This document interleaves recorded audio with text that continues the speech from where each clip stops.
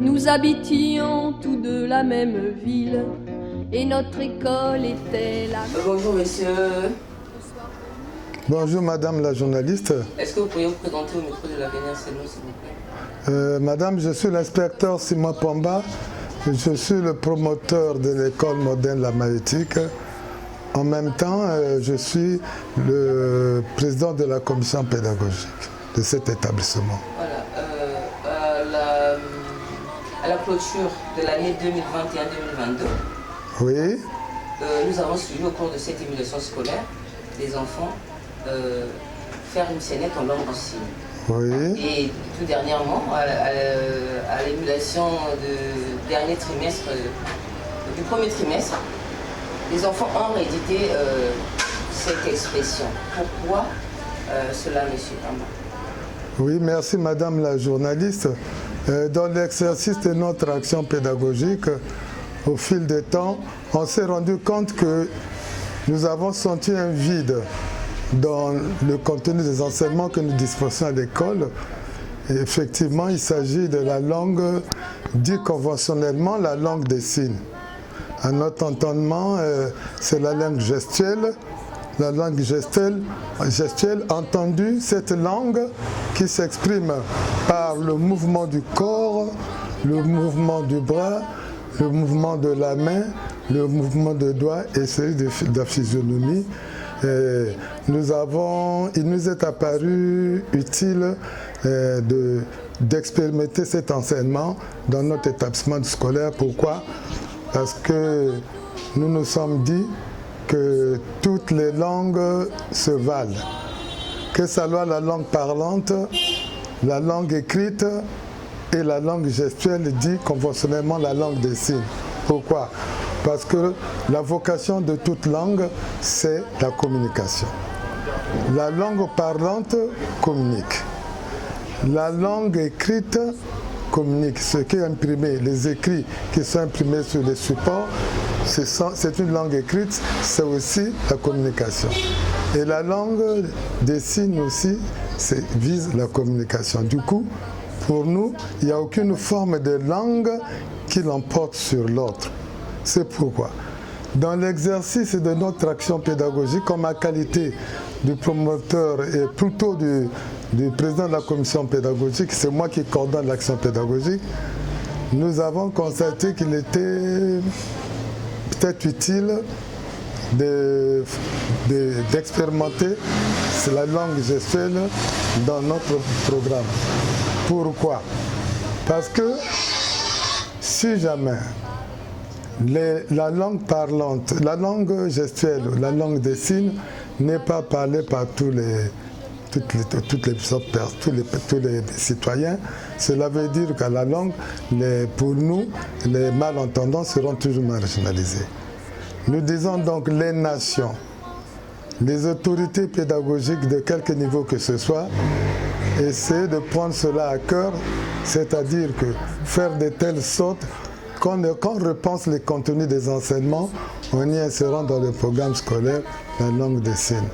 Pour cela, à moyen, à long terme, si tous les citoyens peuvent parler la langue, autrement dit, le mur qui existe entre les malentendants et les parlants, nous autres, j'appelle les parlants ceux qui ont des facultés auditives. Si le mur est brisé, c'est sûr et certain que les malentendants seront intégrés correctement, harmonieusement dans les nations. Voilà. Voilà un peu. Quel appel lancez-vous aux autorités? Parce que l'école moderne en Maïtique, c'est juste un seul maillon au milieu d'une chaîne. Oui. Quel appel lancez-vous? Non, mais le souhait que dans un proche avenir, qu'il y ait une réhabilitation au niveau national, niveau international de la langue des signes. Parce que jusqu'à aujourd'hui, la langue des signes est l'apanage des petits centres spécialisés. Ce qui fait que lorsqu'un malentendant est dans le foyer, il ne peut pas communiquer avec les parents ni avec ses frères. Et vraiment, il brûle d'impatience qu'il retrouve ses collègues du centre qui ont les mêmes difficultés linguistiques pour se communiquer. Donc c'est pour ça le souhait, je voudrais que les nations, les organismes internationaux et tous les organismes qui ont vocation d'instruire, d'éduquer, puissent songer un jour à vulgariser la langue des signes pour que tout le monde puisse parler la signe, en insérant cela au premier bord dans les programmes scolaires. Voilà. Donc dans les écoles. Dans les écoles, oui. Voilà. On commence par là.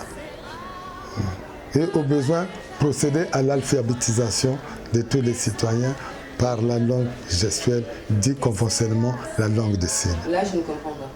C'est-à-dire, vous parlez des stratégies, des tactiques pour arriver à la stratégie. La stratégie, que tout le monde puisse parler la langue. Mais on ne peut pas la stratégie si on ne bâtit pas les tactiques. Donc parmi les tactiques, il y a par exemple inséré dans le programme scolaire la langue des signes. Voilà. Et comme ça, à long terme, la plupart des Congolais puissent parler la langue des signes, que ce ne soit pas un tabou, il faut que tout le monde se familiarise cette langue. Pourquoi? L'intérêt, je reprends, que nous nous communiquons avec les malentendants. Et j'ai décidé donc, au titre de cette année, en tout cas c'est à titre expérimental. Au programme officiel, j'ai ajouté comme un atelier, j'ai pris dans les classes de répit, j'ai pointé les classes de répit où nous enseignons d'ores et déjà cette année la langue des signes. Les classes de répit, c'est lesquelles? Pour cette année, j'ai commencé avec le C2 et le CM1, la 6e et la 5e. Voilà. Les élèves s'y intéressent, et voilà. Les élèves s'y intéressent, et voilà. Et c'est déjà bien. C'est déjà une discipline affective. Une discipline affective inhabituelle, et les enfants aiment ce qui est inhabituel. Et qu'en pensent les parents? Les parents, en tout cas, sont d'avis. Les parents sont même étonnés parce qu'on craignait que les parents ont commencé à dire est-ce qu'il enseigne les sourds-muets? Non, c'est une discipline comme périscolaire, comme tout autre. Parce que dans nos programmes, il y a les disciplines centrales et puis les disciplines périscolaires. Par exemple, les langues. Voilà, la musique, l'art visuel, la musique et tout. Donc du coup, la langue des signes vient comme un petit plus. Voilà, c'est à titre expérimental. Voilà. Qui vivra verra dans le berceau d'un vieux chat. Je m'appelle Luc. Bonjour, mon ami.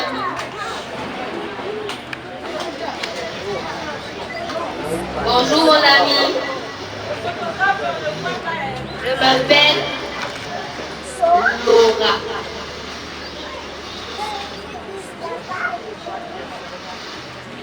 Comment vas-tu?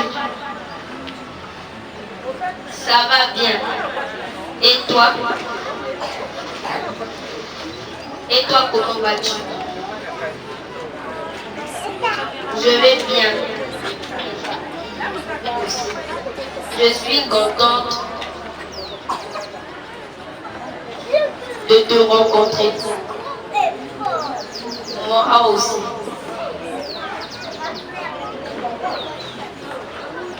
Donc, ton école s'appelle comment? Mon école s'appelle M-A-I-E-U-T-I-Q-U-E, la Maheude.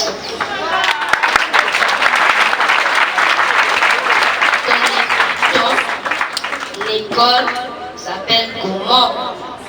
Mon école aussi.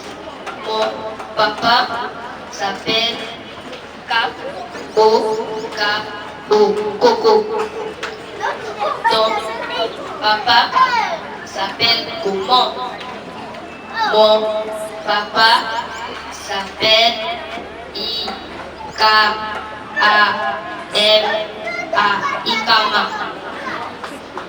Merci, au revoir. Merci. Bonnes vacances. Bonnes vacances. Applaudissez. Que sera